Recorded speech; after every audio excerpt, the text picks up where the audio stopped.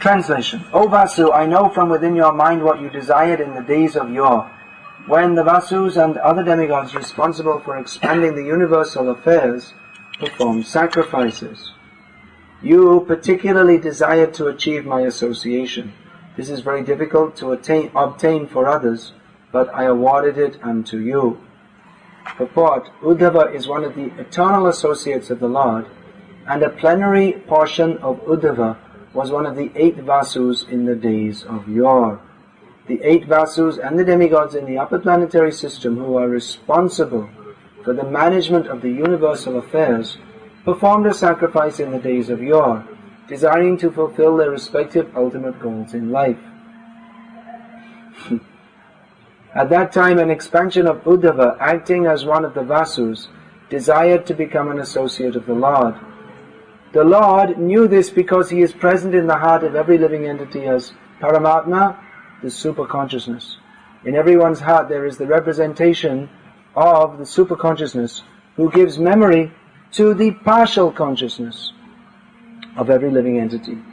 The living entity as partial consciousness forgets incidents of his past life, but the super-consciousness reminds him how to act in terms of his past cultivation of knowledge. Bhagavad Gita confirms this fact in various ways. Ye yata mang papadyante tanstataiva bhajamyaham sarvasya chaham haridi sannivishto mataha smritir jnana apohanam cha. Everyone is at liberty to desire as he likes, but the desire is fulfilled by the Supreme Lord. Everyone is independent to think or desire, but the fulfillment of one's desire depends on the Supreme Will. This law is expressed as man proposes, God disposes. In the days of yore, when the demigods and Vasus performed sacrifice, Uddhava, as one of the Vasus, desired to enter into the association of the Lord, which is very difficult for those busy in empiric philosophical speculation or fruitive activities. Such persons have practically no information of the facts about becoming an associate of the Lord. Only the pure devotees can know by the mercy of the Lord that the personal association of the Lord is the highest perfection of life. The Lord assured Uddhava that he would fulfill his desire. It appears that when the Lord informed him by his indication to Uddhava, the great sage Maitreya finally became aware of the importance of entering into the association of the Lord. The Lord is within everyone's heart. He knows our desires, and He responds accordingly. Therefore, we are in one sense the makers of our fate, and in another sense not. Often this question is asked, well, if God could remove all suffering, then why doesn't He? If God could give me $1 million immediately, why doesn't He? It's proof that there's no God. You see, if there's actually a God, He should have given me $1 million.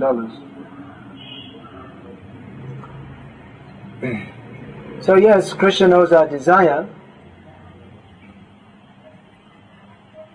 and He responds accordingly. But it's not that He has to fulfill our desire exactly in the way that we demand, or that He has to fulfill our desire at all. He reciprocates, but He reciprocates with different people differently. He reciprocates with devotees and He reciprocates with non-devotees differently. He reciprocates with devotees in a manner that they can become more advanced, and He reciprocates with non-devotees in such a way that they can forget Him because they want. If you listen, it's fun taking photos maybe for you, but if you listen, it would be more beneficial for you. What is that verse? Yo yo yang yang tanung bhakta shadhayachatam itchati tasya achalang shadham tameva vidadhamyaham. Krishna says that those who want to forget me, those who want to approach different demigods, I make their faith very strong. He's the super soul, so he contributes to their mental strength by which they avoid Krishna. And although it's not explicitly stated in this verse of Bhagavad Gita, we see that this applies not only in demigod worship, but in all spheres. If someone has firm faith that, whatever it may be, I just believe in me, says John Lennon. Yoko and me, that is reality. So he believed that, and he was very firmly in that illusion. And then one day someone shot him out of that illusion. But because his basic conviction was to forget Krishna, therefore his being shot out of the body, which he believed was reality, only shot him into another illusion. Because he was firmly fixed in the conviction that I should forget Krishna. So those who have a desire to remember Krishna, Krishna will help them. What usually happens is that someone in this material world who has a desire to be Krishna conscious, then that's mixed up with desires not to be Krishna conscious. So Krishna helps those who want to be Krishna conscious by helping them to overcome the non-Krishna conscious desires. But we have to desire very strongly. It's just like someone may say, well, why do you, if there's God, why doesn't he give me $1 million immediately? He may give you, if you desire, but you have to desire strongly enough. If you ask anybody on the street, would they like to have $1 million, I don't think you'll find anyone who'll say no. Or if they say no, they may say no just as a kind of show, because they know you're not going to give it to them anyway. But they may say no just to show how renounced and spiritual or whatever they are. So everyone wants, but not everyone gets it. How is that? Well, you have to desire it strongly enough. It's not that you just sit in a chair and then you lounge in your chair and think, well, I'd like $1 million. You have to do something also. You have to intensely desire it. You'll find that there are many instances in modern capitalistic society which has given the facility for people to come up from poverty to riches. Modern American society, maybe more so than at present, where there are multinational companies, but even in recent times, two of the most famous businessmen in the world, namely Bill Gates, who's probably the most famous businessman, and Steve Jobs, they both came up from nothing. They didn't have any money. This Steve Jobs, he's the one who was behind Apple and then Macintosh computers, if you don't know. And Bill Gates, you probably know, is Microsoft. So they came up from a position of having, this Steve Jobs started in a garage, just tinkering around with computers. So he came up to be very rich and famous and well known, although he got outdone by Bill Gates. But anyway, he's still a billionaire or whatever, at least a billionaire. And even in India you see this, what's his name, Ambani, that one who just died? Dhirubhai. So he also started with next to nothing. The Sindhis, they came from Pakistan, thrown out, with nothing but the clothes on their back. So he started with nothing, but he worked hard and he became rich. So you may say, well, there are so many people who are working hard and not everyone becomes rich. How is it? Well, you could say it's luck. But you'll find that those who become successful like this, they have a very strong desire to do so. There are levels of desire. Everyone's working hard and everyone wants to become rich, but those who are meditating on it day and night, how I can become rich, meditating, planning, just their whole consciousness is absorbed in how I have to become rich and make lots of money. So those are the ones who make it, because Krishna gives them intelligence how to do so. Where does the intelligence come? How? Just like this, whatever his name is, Ambani, does something. Dhirubhai. So, is it Parsi? No, it's Sindhi. Is it? Sindhi, no? But they were in Sindh previously. They're Gujaratis from Sindh. All right. All right. Okay. Sorry for my lack of information about this. So, what was I saying? That they were working hard, but with a very, very strong desire, meditating. So Krishna gave them intelligence. They had intelligence, the ideas. You see, there may have been many people. Steve Jobs and Bill Gates came up just at the beginning of the computer revolution, and so there may be many people who were fiddling around with computers and thinking how to make new operating systems and new hardware and how to get past now it's a joke, the 64K barrier, if you know anything about computers, which I slightly do. There was a time when programs were limited by the 64K RAM barrier. So that was broken, and now you have these huge gigabytes hard disks and all this kind of thing, just in a little portable computer. Even that, there wasn't any thought. At the time when Steve Jobs and Bill Gates were starting, there was no concept, maybe at that time, of portable laptop computer. So how were they able to develop this? Others were also fiddling around and trying to make business with computers. And the same thing with Dhirubhai Ambani. He had a business. He developed a business empire because he had good ideas, which he implemented, business ideas at the right time. He just thought, so many ideas. What's the right one for the market right now? Okay, try this. And then it worked. And then you'll find that all his plans worked. How is it? By luck. It's by intelligence. That intelligence comes. Krishna gives it because they have an intense, very, very strong desire to become successful. And it may not only be for money. It may not be that they're only interested in money. It's the prestige that goes with it, and the sense of achievement and success. Because actually money, anyway, what can you do? When you have so much money, what does it matter whether you have more and more? If you have a big mansion and this and that, what does it matter whether you...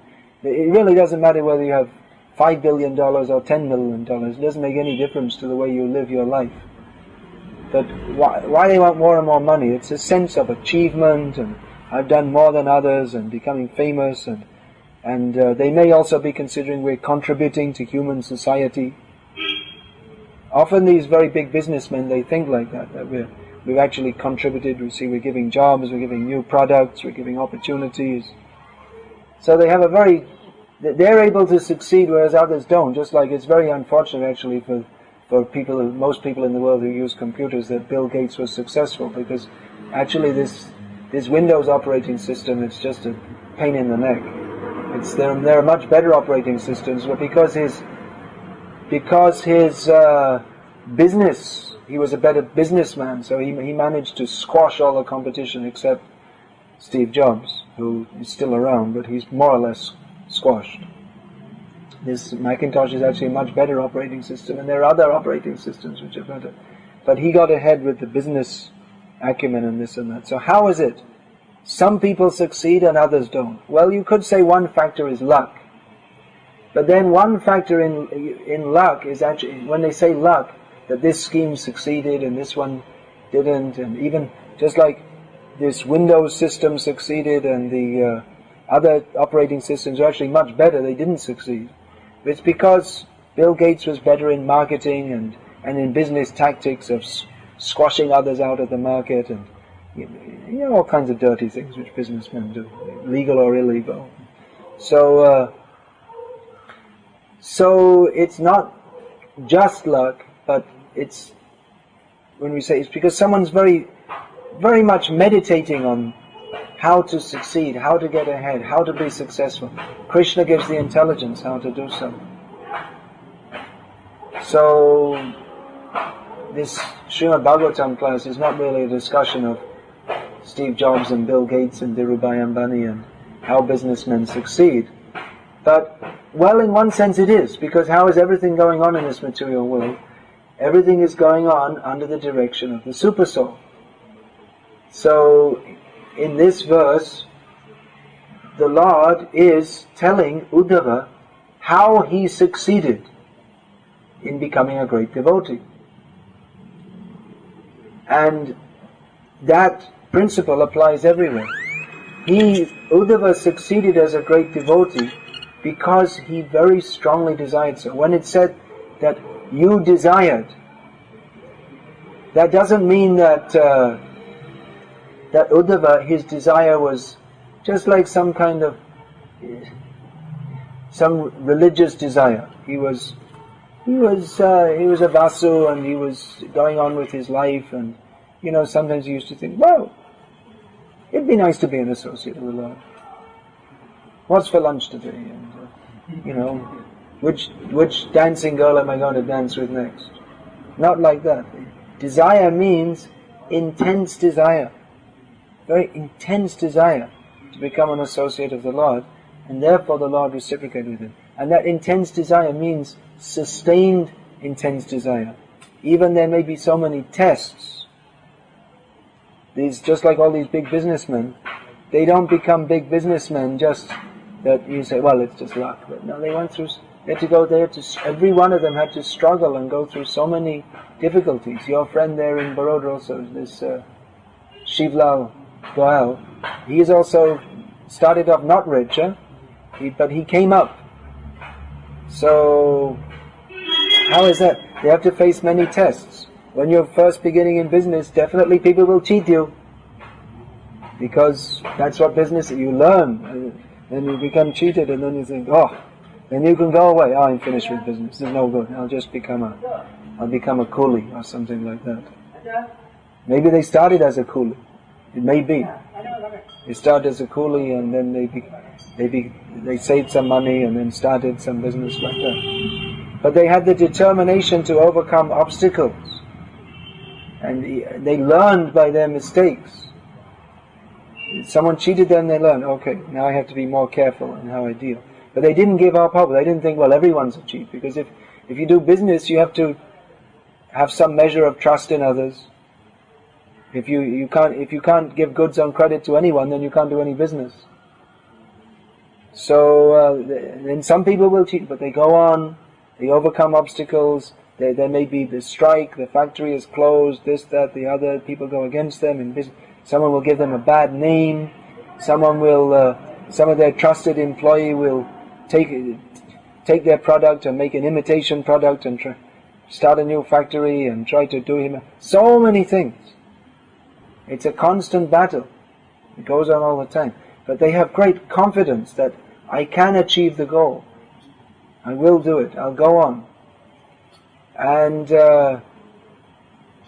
in this way, with a very, very strong desire. Strong desire doesn't mean that you just simply think. You simply sit, okay. Just like you find in these fairy stories, you wish, and it's immediately fulfilled. You have, the jinn comes in. What do you want? You have 3 wishes. Aladdin's magic lamp. I would like this. It doesn't happen like that. Man proposes and God disposes, but you have to work also. And that kind of wealth which is achieved very easily is usually lost very easily also. You don't find many people who win on the lottery if they win a big amount. Mostly if they're just frivolous people, within a short time they'll be back in the same position. They'll lose all the money. And of course in India you find people are often more conservative about money matters, but in the West, if they get some money, they'll invest in some property or something like that. But in the West, people get money, they just immediately spend it, finished, and they go back to where they were before. So something which is achieved with difficulty is valued, and actually you can't get anything valuable unless you take difficulty to get it. That is the law of this world. So sometimes very neophyte devotees, they ask that, well, why doesn't Krishna just allow us to be pure devotees? We chant, I want to be a devotee, so why doesn't Krishna just, allow it? And why all these bad thoughts in the mind and material attachments? Krishna wants to see what is our desire.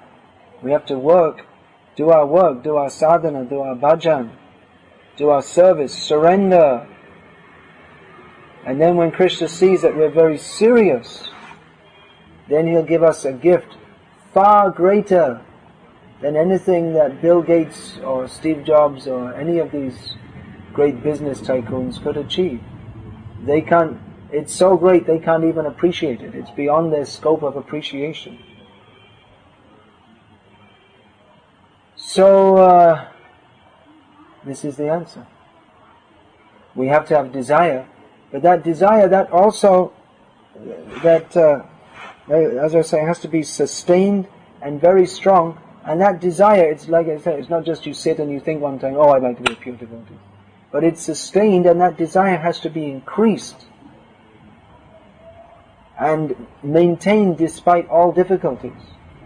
Often we see devotees become discouraged that, oh, now, you see, I'm trying to be a devotee, I have all these wrong desires, and I'm not making much progress, and I feel just discouraged. But why be discouraged? That means actually we don't have a very strong desire to be Krishna conscious. If we think that Krishna conscious is just such a thing that I'll just desire a little bit, and if I don't get it, well, give up. This is tamasic approach that you need. Then you just become discouraged. Oh, alright. Maybe I should just go off and commit suicide. It's just useless. I'll just give up Krishna consciousness. This means a very defeatist attitude. Even without trying very much, you simply give up. But with a very strong faith in Krishna, one should go on knowing that I am useless, no doubt. But let me try to serve Krishna, and surely Krishna will help. If he can help people with no educational qualification and no money to become billionaires, and there are so many, Dale Carnegie and so many, I was giving those, then he can surely, if I have desire, help me to achieve his pure devotional service. But it's a much greater gift than amassing billions of dollars. So we can't expect that if to achieve such a futile thing as billions of dollars, you have to go through so many tests, you have to work hard, you have to concentrate your mind on it constantly, year after year. You may go through, you'll find many of these big rich people, it's not that they became rich overnight. They maybe went through many years of struggling and poverty, but they never gave up faith in the ideal that I should succeed and be a successful businessman. And you'll find many of these people who do that, they become philanthropists afterwards, actually. Just like Bill Gates is giving $1 billion, so I was told by Vasu Gosha should know, because he's in tune with all these things. He's giving $1 billion to India for combating AIDS. So, and they like to do they like to contribute back to society. Of course, this has got nothing to do with pure devotional service, helping society in a mundane way. But you can see that it's not simply out of greed, not gross greed, that they're amassing money. But because they want to do something which within their understanding is helpful to society. So it's a beginning stage it's actually a beginning stage of God consciousness. You'll find mentioned in the 12th chapter of Bhagavad Gita, altruistic works. We usually condemn that. But it's actually much better than just being a complete miser and keeping every penny for yourself. So that altruistic spirit, we find that Steve Jobs and Bill Gates, they both gave some kind of, not very big, donation to our ISKCON also. Because Steve Jobs, when he was a young man with no money, he used to come and take prasad in our temple regularly. So he remembered and he appreciated that. So Krishna helps people to achieve. They have to go through so many difficult obstacles. And we should have faith that Krishna will surely help me also. I may go through many years of struggling with this rascal mind, but struggle. Don't stop struggling. Just like the tycoons who became big businessmen, they didn't they went on with the struggle, with the faith that, well, they didn't know they were going to become big tycoons, but they had the ambition, let me go on trying, let me go on trying, let me go on trying. There's no harm to try. And eventually they got the breaks, as it's called. They got a break. A break means that after trying so many times and failing and not really going anywhere, then all of a sudden everything happens very quickly. Thomas Edison, he invented the electric light as well as many other things. He was convinced that yes, there can be such a thing made as an electric light. So he tried and went through various different plans 10,000 times. He tried in 10,000 different ways to make an electric light, and eventually he made it. Krishna, sitting in the heart, said, let's give him a break. Okay, here it is, here it comes, alright.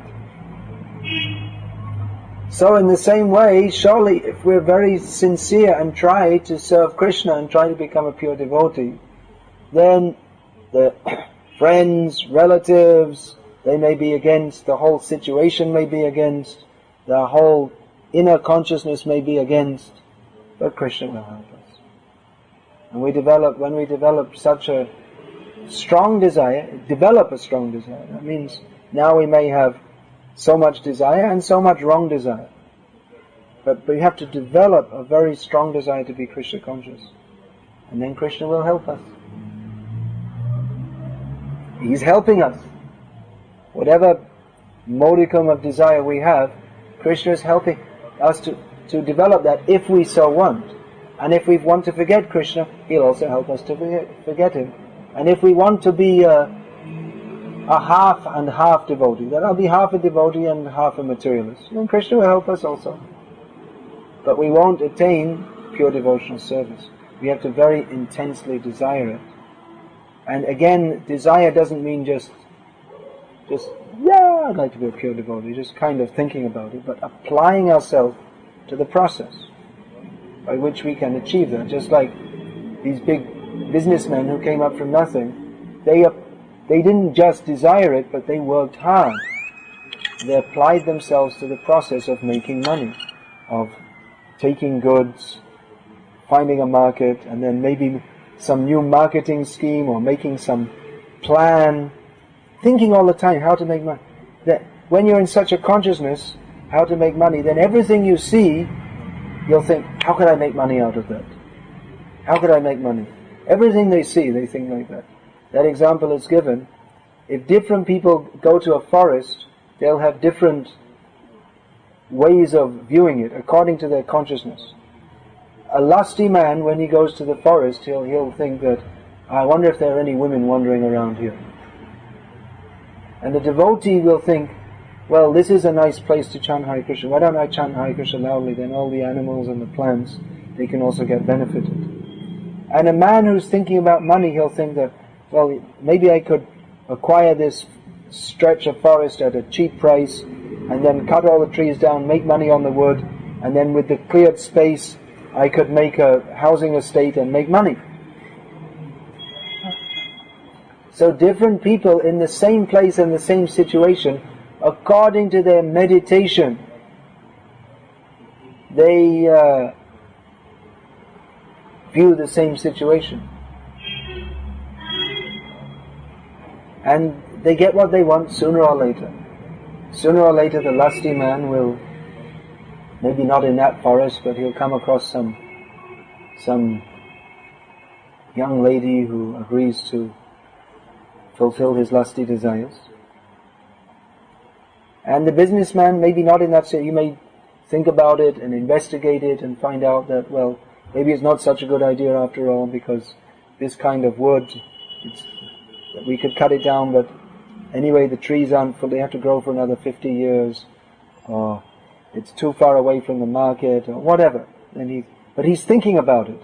And everywhere he goes, he sees, what about this? Maybe I could, you see this house is broken down, maybe I could buy it and destroy it and build a huge apartment block. Whatever he sees, see how I can make money, how I make. And then he applies his intelligence. No, this isn't such a good scheme. This is not a bad scheme, I could make some money, but it's hardly worth it, because with the time and energy I invest, I could be doing something else making more money. So all the time implying his intelligence, how to make money, and sooner or later, Krishna as the super soul will give him, yes, go for this, try this will work, and then he makes his money. Or maybe not, maybe that scheme he thought will be good will fail, and he'll lose all his money, but he'll try and come up again. He's not discouraged. So in Krishna consciousness, actually it's not so risky or undefined as in the business world. It's very clearly defined. Everything is there in Bhakti Rasamrita Sindhu. You follow this process, this, and this, and you will get this, you will get Krishna Bhakti. So actually our task is, in one sense, it's easier than that of the materialist. Because the material world, it's a very risky place, you don't know what's going on, and whatever you try to do, bad things will happen, because that's the nature of this material world. Even if you amass a huge fortune, what's the use anyway? Because you have to die and leave it all behind. Unless you give it to Krishna, of course. You know. So, but in Krishna consciousness, everything is auspicious. It may not be easy to attain. In one sense it's not easy. In one sense it's easy, because if you simply follow the process, then Krishna will help you. But what is the process? The process, you see, rise early in the morning, go to Mangalati, go to Guru Puja and all these things, which I missed today due to involvement in some service which wasn't, it just came up. So sometimes you may miss. But the basic process is that follow all these things. You'll find in the Nectar of Devotion, follow all these things.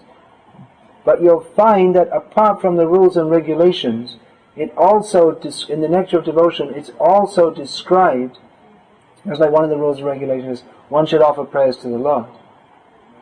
But then it's also described what quality of prayer that should be there. Lala Samai, it should be full, this lalas, this very, very strong desire, how you should pray to the Lord. And Rupa Goswami gives some examples that how to pray.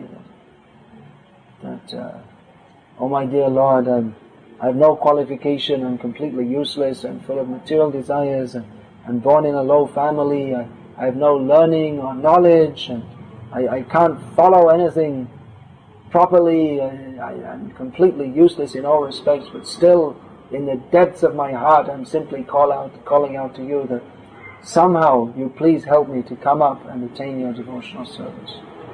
So this quality of prayer, our acharyas have made prayers like this. Rupa Goswami has made this prayer.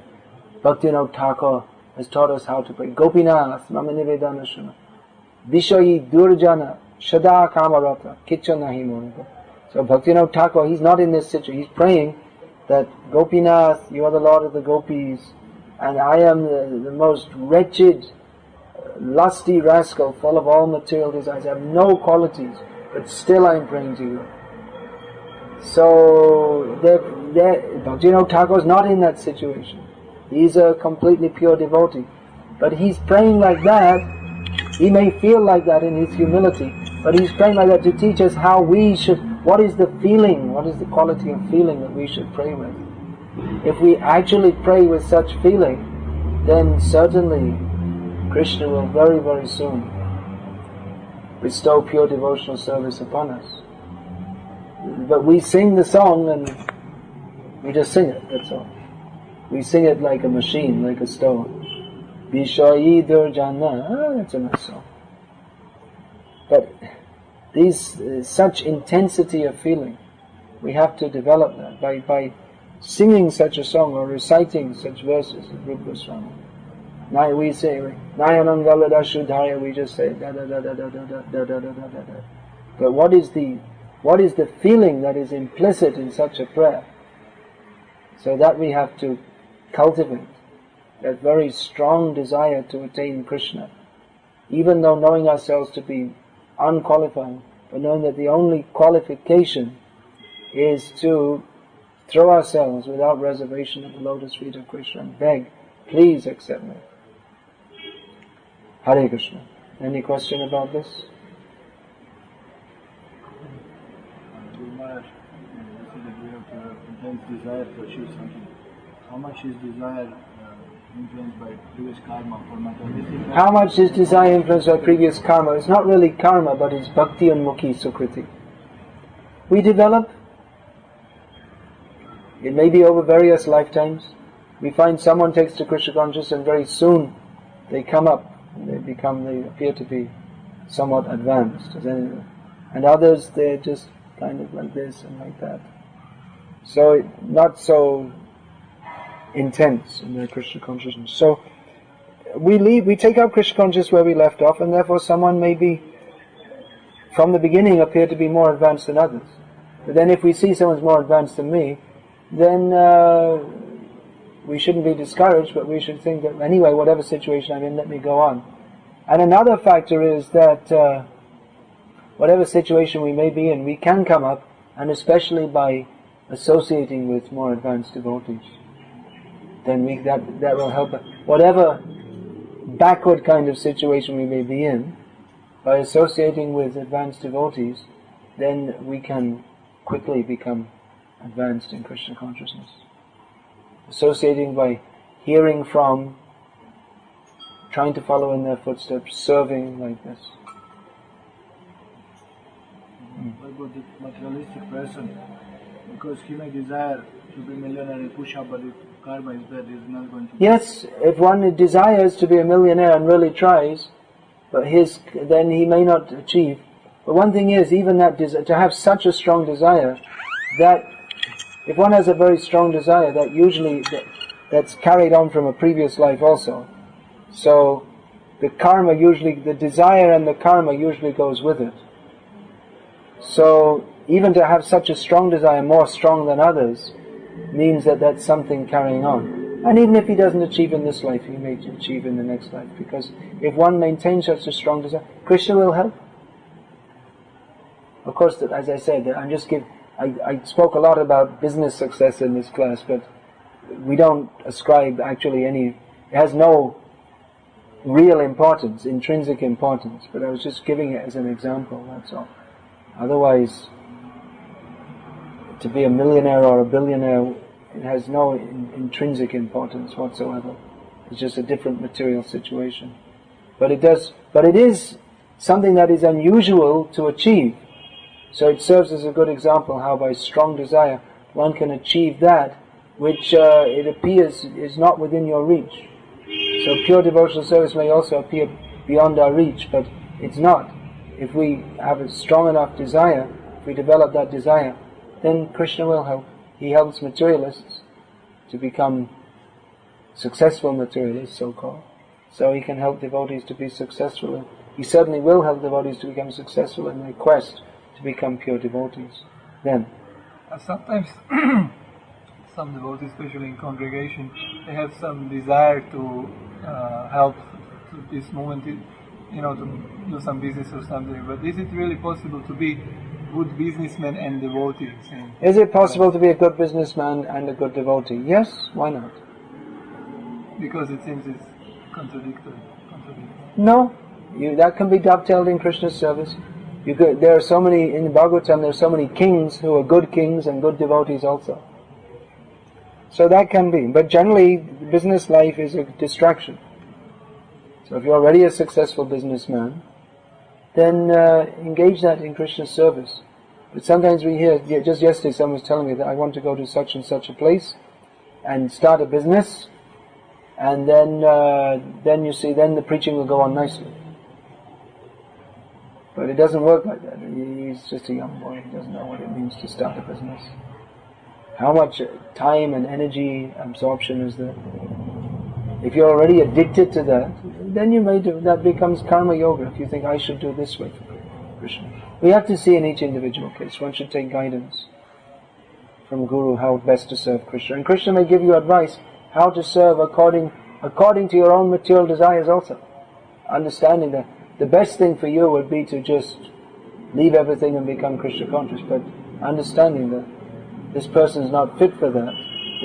Theoretically it would be the best thing for him to do, but practically he's not ready to do that. So actually, practically, the best thing to do is to have some indulging of material propensities and at the same time serve Krishna. Just like we may tell everyone that why bother with this family life, just give it up, it's just Maya. But we see so many young men come to Krishna consciousness, and they're young men and theoretically they could join the temple and be a brahmachari, but they don't, because they know that I have certain material desires which I have to see through. And so I just initiated 2 young men in Hyderabad. Actually, one just got married recently, and the other, theoretically he could join assembly and brahmacharya, but he has no intention of doing so. That's all right. That's your situation. He wants to marry, but he wants to be a devotee in family life. He's a serious devotee, but he just knows that this path is not for him. So he'll have to go through a lot of entanglement, and from the absolute platform it would have been better if he hadn't gone through with that, but then on the realistic platform he should do so, because he's not ready to renounce. So you can do business for Krishna.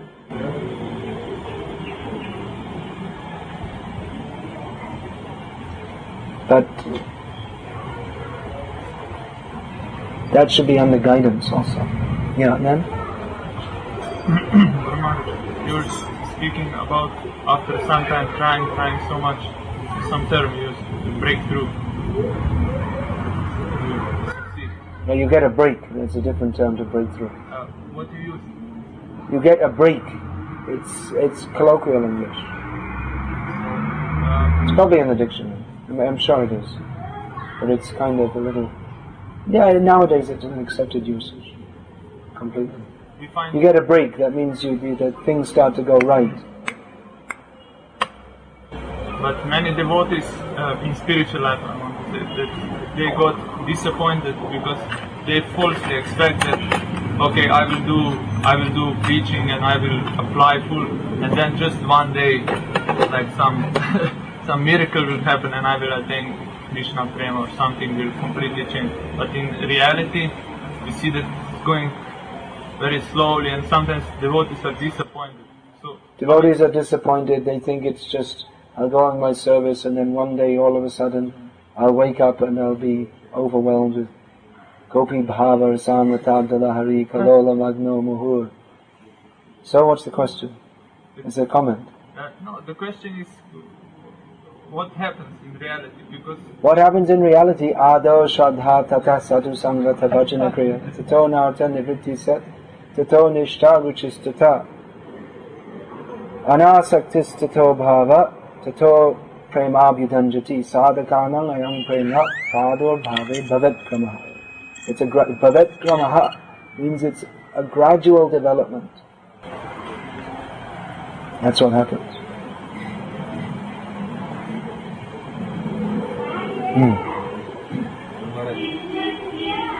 Our desires are... You know this verse? You understand? Yes.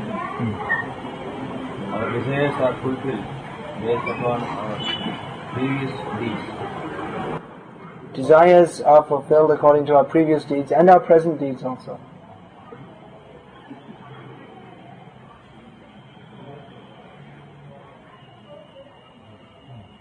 So, Hare Krishna. Finish that.